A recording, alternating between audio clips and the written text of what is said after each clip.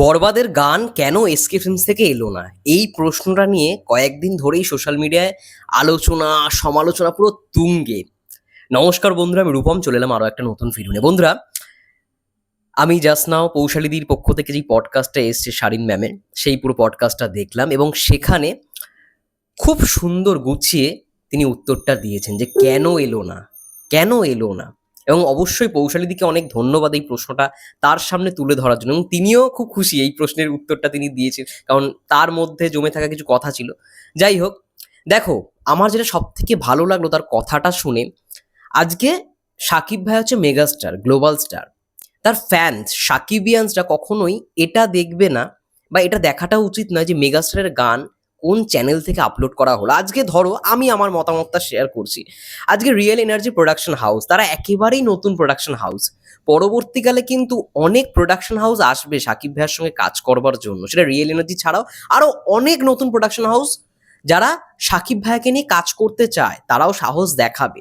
তো তারা যখন প্রোডাকশন হাউস খুলবে বা তাদের প্রোডাকশন হাউস থেকে আমরা সাকিব ভাইয়ার সিনেমা দেখতে পাবো, তখনও কি আমাদের মনে এই প্রশ্নটাই থাকবে যে কেন এসকে ফিল্মসের পক্ষ থেকে গান এলো না? তখন তো আমরা সেটা বলতে পারবো না। মানে আমরা পরবর্তীকালে অনেক বড় বড় প্রোডাকশন হাউস হোক বা যারা নতুন প্রোডাকশন হাউস যারা ধরো বড় বাজেটের সিনেমা করবে সাকিব ভাইকে নিয়ে, তখন তো অবশ্যই তারাও তো তাদের চ্যানেল থেকে রিলিজটা করবে। এবং এইখানে শারিন ম্যামের এটাই বক্তব্য যে ডিসিশনটা কোথাও গিয়ে প্রোডাকশন হাউসের, রিয়েল এনার্জি কোথাও গিয়ে মানে এইটাই বিশ্বাস করে যে যেহেতু নতুন প্রোডাকশন হাউস তাদের, তো চ্যানেলটাকে ওঠানোর জন্যই এই ডিসিশনটা। এবং মেগাস্টার নিজে এখানে রাজি ছিলেন। মেগাস্টার নিজে বলেছেন অবশ্যই আপনার প্রোডাক্ট আপনি আপনার চ্যানেল থেকে দিন, এসকে ফিল্মস থেকে দেওয়ার দরকার নেই। মেগাস্টার নিজে নিজে কোনো আপত্তি রাখেনি।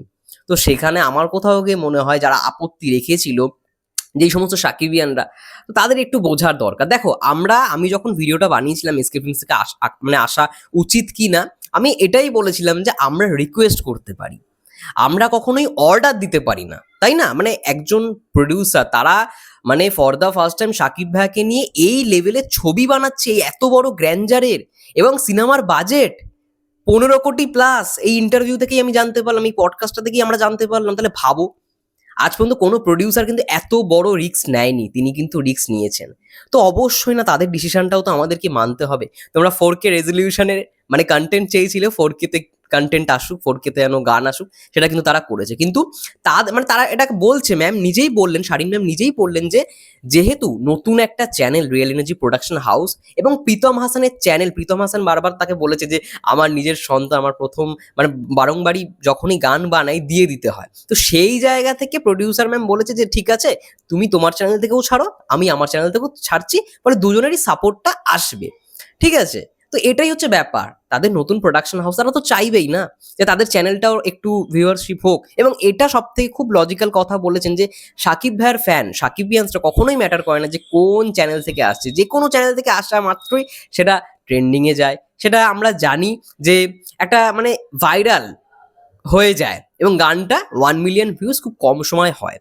এবার এটার ক্ষেত্রেও হয়েছে, প্রীতম হাসানের চ্যানেল থেকে 1 মিলিয়ন প্লাস হয়ে গেছে, ট্রেন্ডিংয়েও, দুবাইতেও ট্রেন্ডিং যাচ্ছে, সৌদি আরবে ট্রেন্ডিং যাচ্ছে, আর কি চাই? তো এটা খুব ভালো তিনি গুছিয়ে উত্তরটা দিয়েছেন যে এটা কখনোই ম্যাটার করে না। এবং আজকে যদি ধরো রিয়েল এনার্জি প্রোডাকশন হাউস গানটার রাইটস অন্য কাউকে দিয়ে দিত, অন্য চ্যানেলকে, তখন তো আমরা এই প্রশ্নটা করতেই পারতাম না। বা এটাও একটা ফ্যাক্ট, পরবর্তীকালে মানে সাকিব ভাই তো অনেক কাজ করবে, অনেক সিনেমায় অভিনয় করবে, তখনও কি সাকিবিয়ানদের এটাই মন্তব্য থাকবে যে এসকে ফিল্মস থেকে কেন গান দেওয়া হলো না?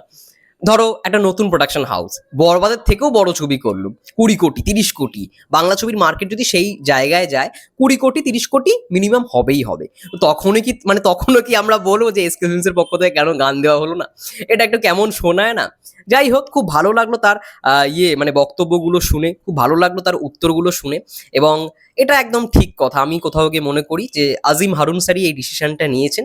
যে এবং সাকিব ভাইয়াও একমত ছিলেন, তার জন্যই কিন্তু এসকে ফিল্মস থেকে দেওয়া হয়নি। হ্যাঁ, এবার তোমরা অনেকেই বলতে পারো তাহলে ডিরেক্টর মেহেদী হাসান হৃদয় ভাইয়া কেন লাইভে বলেছিলেন যে এসকে ফিল্মসের পক্ষ থেকে কন্টেন্টগুলো দেবে? দেখো, সেটা কিন্তু ডিরেক্টর বলেছিলেন। এবার পুরোটাই দাঁড়িয়ে রয়েছে প্রোডাকশন হাউসের ওপর। প্রোডাকশন হাউস ডিসিশন যেটা নেবেন সেটাই কিন্তু আলটিমেট মানে ফিক্সড হবে। এবং প্রোডাকশন হাউসের পক্ষ থেকে শারিন ম্যাম যেটা বলেছেন যে অনেক কন্টেন্ট রেডি, ট্রেলার থেকে শুরু করে সমস্ত কিছুই রেডি, তারা এক একটা করে ড্রপ করবে এবং অনেক চমক থাকবে, ব্যাস। আর কি।